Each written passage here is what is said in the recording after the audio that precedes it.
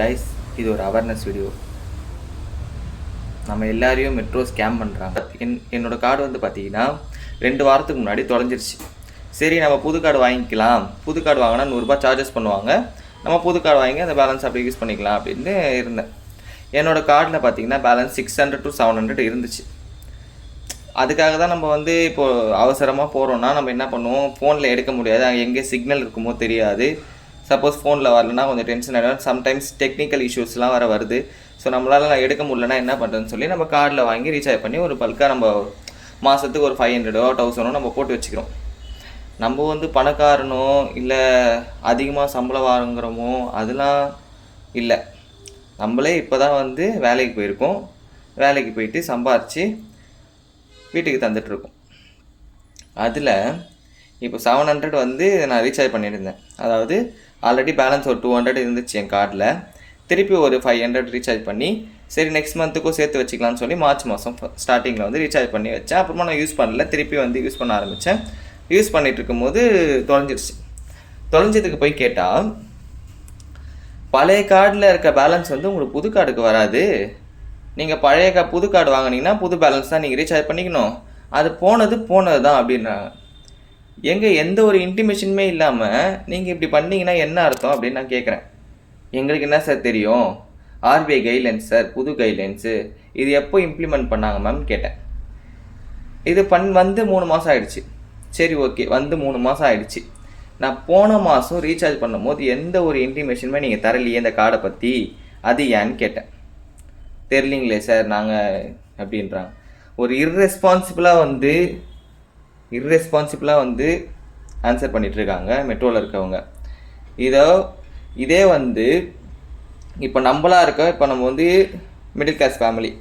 இப்போ நம்மளாம் வந்து இப்போது கேட்போம், சண்டை போடுவோம், விட்டுருவோம். இதே பணக்காரன், ஏதோ ஒரு பணக்காரனோ இல்லை ஒரு ரிச் ஃபேமிலியிலேருந்து வராங்கன்னு வச்சுக்கோங்களேன், அவன் வந்து கேட்டால் ப்ராப்பர் ரெஸ்பான்ஸ் கொடுத்து தான் ஆகணும். ஏன்னா அவனுக்கு சப்போர்ட் பண்ண வக்கீலோ இல்லை யாராவது இருப்பாங்க. நமக்கு சப்போர்ட் பண்ண நம்ம தான் சப்போர்ட் பண்ணிக்கணும். நமக்கு சப்போர்ட் பண்ண யாரும் வரமாட்டாங்க. நானும் கால் பண்ணி பார்த்துட்டேன், சிஎம்ஆர்எல் கால் பண்ண பார்த்தேன், அவங்க எடுக்கவே இல்லை. தென் வந்து பார்த்திங்கன்னா மெயில் போட்டு பார்த்தேன், மெயிலுக்கும் ரெஸ்பான்ஸ் பண்ணல. திருப்பி மெயில் போட்டேன், திருப்பி ரெஸ்பான்ஸ் பண்ணல. இத்தனைக்கும் பார்த்திங்கன்னா ஹியூமன் ரிசோர்ஸ் கமிஷனை வச்சு போட்டிருக்கேன். அதுக்கப்புறம் சென்னை டிராஃபிக் வச்சு போட்டிருக்கேன். இவங்களெலாம் வச்சும் நான் மெயில் போட்டிருக்கேன். இன்னமும் அதுக்கு ரிப்ளை வரல. அண்ட் தென் பார்த்திங்கன்னா கார்டு தொலைஞ்சதுன்னு சொல்லிட்டாங்க. இப்போ 700 வந்து நமக்கு நாமம் ஆயிடுச்சு. ஸோ காய்ஸ், நீங்கள் யாருன்னா மெட்ரோவில் போகிறவங்க இருந்தீங்கன்னா தயவு செஞ்சு கார்டை வாங்காதீங்க. கார்டை வாங்கி யூஸ் பண்ணாதீங்க. நமக்கு ரேப்பிடோ ஆப் இருக்குது, இல்லைனா நம்ம காசு கொடுத்து கூட நம்ம வாங்கிக்கலாம். இதனால் வந்து ஒரு 1000 ரீசார்ஜ் பண்ணிவிட்டு நமக்கு தான் லாஸு.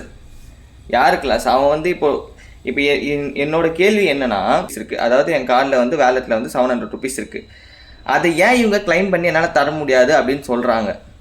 அது நம்ம யூஸ் பண்ணுற மாதிரி ஒரு இது இப்போ வந்து நம்ம ஆன்லைனில் கிளைம் பண்ணிக்கலாம் அப்படின்னு ஒரு வந்து ஆப்ஷன் இருந்துச்சுன்னா நம்ம கிளைம் பண்ணிக்கலாம். நம்ம ஏன் போய் நிற்க போகிறோம்? நம்மளால் எதுவுமே அந்த கார்டை வச்சு பண்ண முடியாது. அந்த கார்டு நம்பர் கூட நம்மளுக்கு தெரியாது. லாஸ்ட் 4 digit நம்பர் மட்டும் தான் நம்மளுக்கு தெரியுமே. அதை வச்சு நம்ம என்ன பண்ண முடியும்? ஆன்லைனில் யூஸ் பண்ணிக்கலான்றாங்க. நம்ம ஆன்லைனில் யூஸ் பண்ணால் அதோட மெத்தடே காட்ட மாட்டேங்குது. எஸ்பிஐ கார்டு மெத்தடே காட்ட மாட்டேங்குது.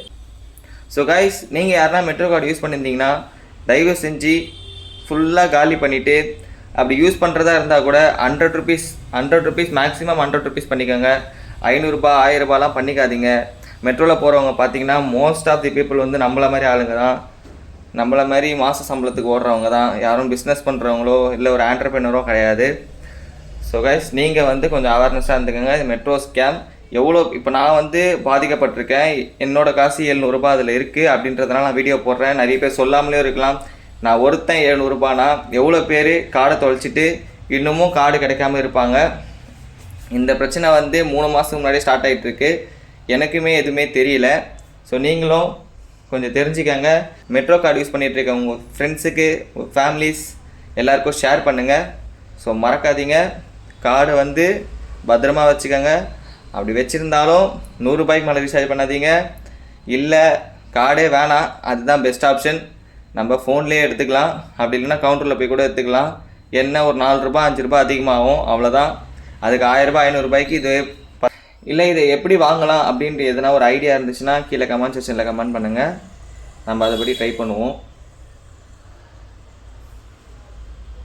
Bye guys.